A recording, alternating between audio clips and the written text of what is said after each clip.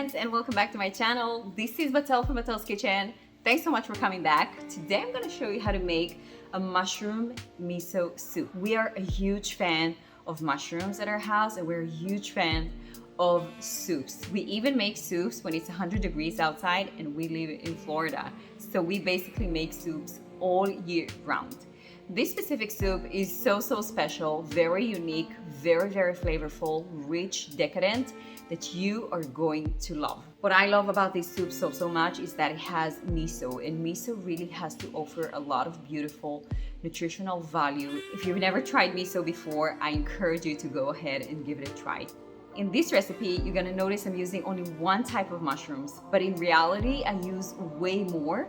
It's just that this is what I had on hand that day. But I really encourage you to use whatever mushrooms you love. You can go to the grocery store and just pick different kinds and add them to the soup. Different texture, different flavor, different healing properties, so many different values, because mushrooms are absolutely amazing. All the measurements and everything that you need to know about this recipe are going to be in the description box below, so don't forget to check it out. If you're new over here, I would love for you to subscribe to my channel. I post a new video every single week, and I would love for you to be part of the family. And if you love mushrooms as much as I do, put it in the comments below, so let me know which mushrooms are your favorite. And let's get started.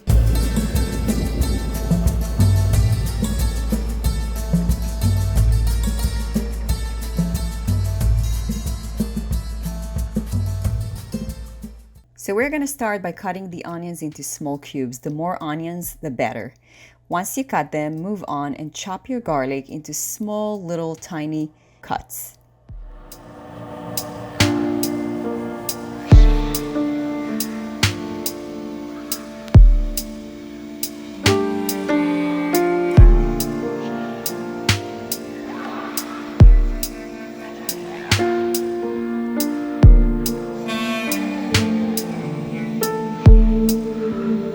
Then we're gonna go ahead and drizzle some olive oil into a big wide pot. We're gonna throw the onion in there, and we're gonna start to saute them until they're starting to get translucent and a little bit golden.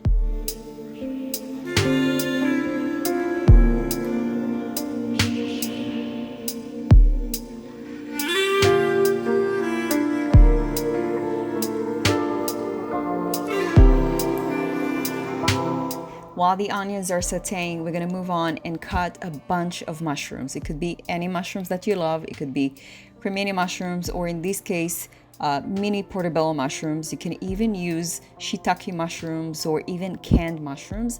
I actually love a combination of all different sorts of mushrooms. Once the onions have been sauteing for a little while, we're gonna go ahead and add the chopped garlic, and we're gonna mix it and make sure that the garlic doesn't burn. Once we added the garlic, we're gonna go ahead and add a little bit of dried thyme. That's gonna add so much flavor and depth into the soup. It is pretty essential. Then we're gonna go ahead and add the bay leaves. Bay leaves and mushroom soup are just a match made in heaven. They're so special together. It gives another dimension of flavor, and it is absolutely delicious.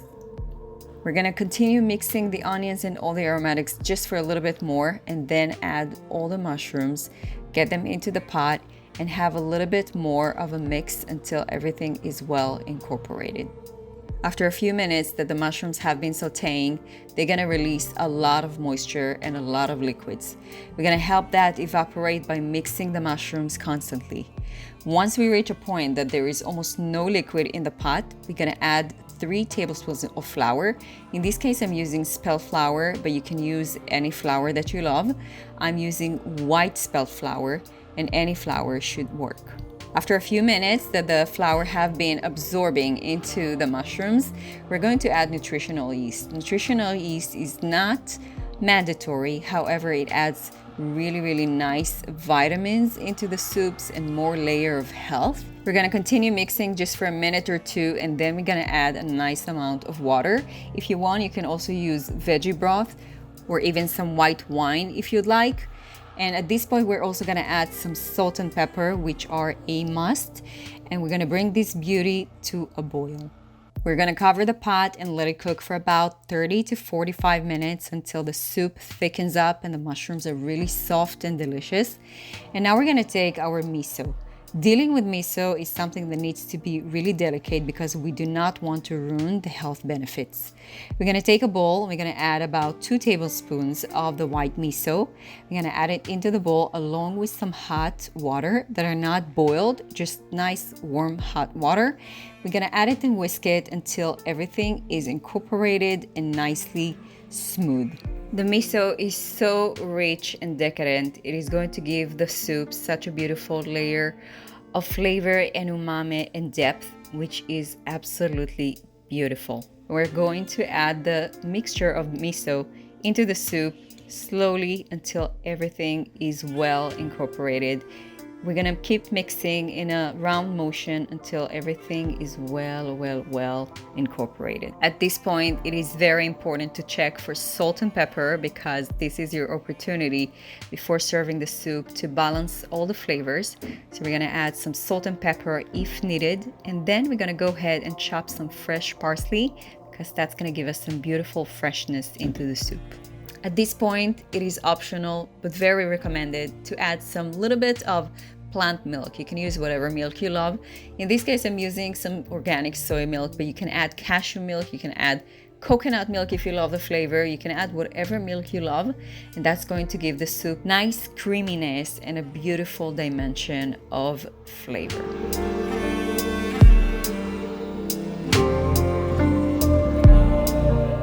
We're gonna mix the soup and let it cook for 5 minutes more, and then we are ready to serve.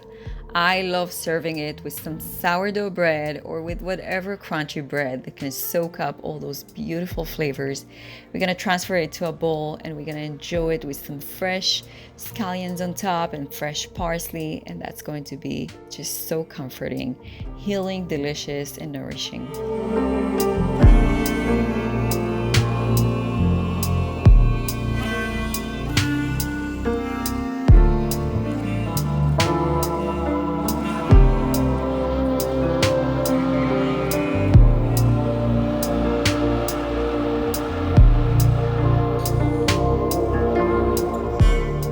That's it for today, my friends. I hope you enjoyed. I hope you can give this miso mushroom soup a try. I cannot wait for you to tell me how it was. And if you're new over here, don't forget to subscribe to my channel. I post a new video every single week. If you're looking for more inspiration, what to eat during the week or how to feed your family more healthy, more wholesome, more plant-based, and even gluten-free, I invite you to check out my cookbook, Eggless Possibility. You can find so many inspirational recipes that everyone are going to love. Thanks so much for watching, and I will see you in the next video. Bye-bye.